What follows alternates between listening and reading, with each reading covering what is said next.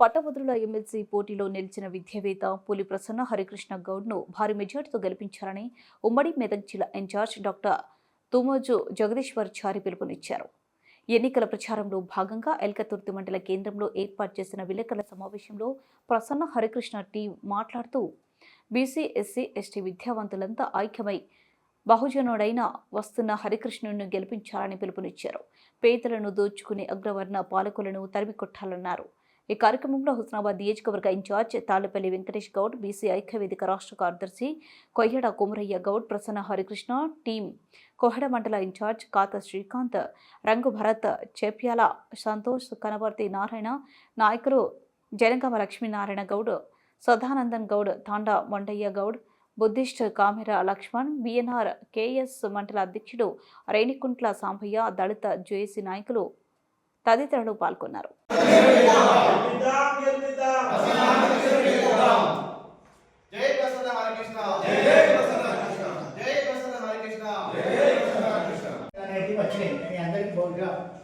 తెలుసు అవి రెండు రకాలు ఉంటాయి. ఒకటేమో టీచర్స్ ఎమ్మెల్సీ ఎలక్షన్, ఒకటేమో గ్రాడ్యుయేట్స్ ఎమ్మెల్సీ ఎలక్షన్. ఈ టీచర్స్ దాంట్లో 16 మంది 18 మంది పోటీ చేస్తూ ఉన్నారు. ఈ గ్రాడ్యుయేట్స్ దాంట్లో 70 మందికి చిల్లర పోటీ చేస్తూ ఉన్నారు. దీంట్లో పులి ప్రసన్న హరికృష్ణ గౌడ్ ఈయన అసిస్టెంట్ ప్రొఫెసర్గా ఒక 16-17 సంవత్సరాలు ఉద్యోగం చేసిండు. ఉద్యోగం చేస్తూ గ్రూప్ పరీక్షలకు ప్రిపేర్ అయ్యేటువంటి పిల్లలకు ఎంతోమందికి ఆయన సహాయ సహకారాలు అందించిండు.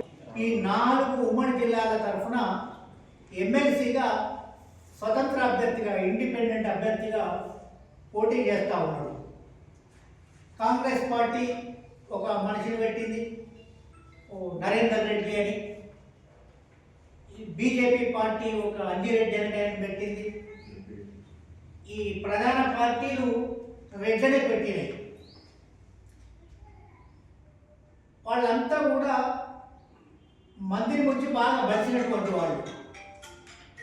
10 రూపాయలు ఫీజులో కన్సెషన్ ఇవ్వనటువంటి వాడు ఈ నరేందర్ రెడ్డి అనేటువంటి ఆల్ ఫోర్స్కు అధినేత, ఆల్ ఫోర్స్ విద్యా సంస్థలకు అధినేత. 10 రూపాయలు ఫీజు ఏనాడు ఇవ్వలేదు. కనీసం కనికరం లేనటువంటి మనిషి ఆ నరేందర్ రెడ్డి. అంజిరెడ్డి గురించి మనకు పెద్దగా తెలియదు, కానీ అంతా సంపన్నే వాళ్ళు. కానీ మన ప్రసన్న హరికృష్ణ గౌడు ఒక 19 సంవత్సరాల ఉద్యోగం ఇంకా చేసే అవకాశం ఉండగా వదులుకొని విద్యావంతులకు, నిరుద్యోగులకు సేవ చేయడానికి ఆయన ఇండిపెండెంట్ అభ్యర్థిగా పోటీ చేయడం జరిగింది. మనము 100 అయినా 106 అయినా వాళ్ళంతా బాగా పైసలు ఉన్నోళ్ళు. ఓటుకు 5,000 10,000 ఇస్తారు. విద్యావంతులు అంటే ఈ డిగ్రీ చదువుకొని ఓటు నమోదు చేసుకున్న బాపతి వాళ్ళే ఓటర్స్. మనం అందరం ఓటర్లం కాదు. డిగ్రీ పూర్తి చేసుకొని ఓటు నమోదు చేసుకున్నటువంటి వాళ్ళే దాంట్లో ఓటర్స్గా ఉంటారు. అట్లా మన ఎలకతుర్తి మండలం నుంచి ఎంతమంది ఉంటాం? మీ ఓట్లు 8. ఎలకతుర్తి మండలం నుంచి 800 చిల్లర ఓట్లు ఉన్నాయి. అట్లా డిగ్రీ చదువుకొని ఓటు హక్కు నమోదు చేసుకున్నటువంటి వాళ్ళు ఓట్లు వేయాలి. మనం అందరం వేసేది కాదు.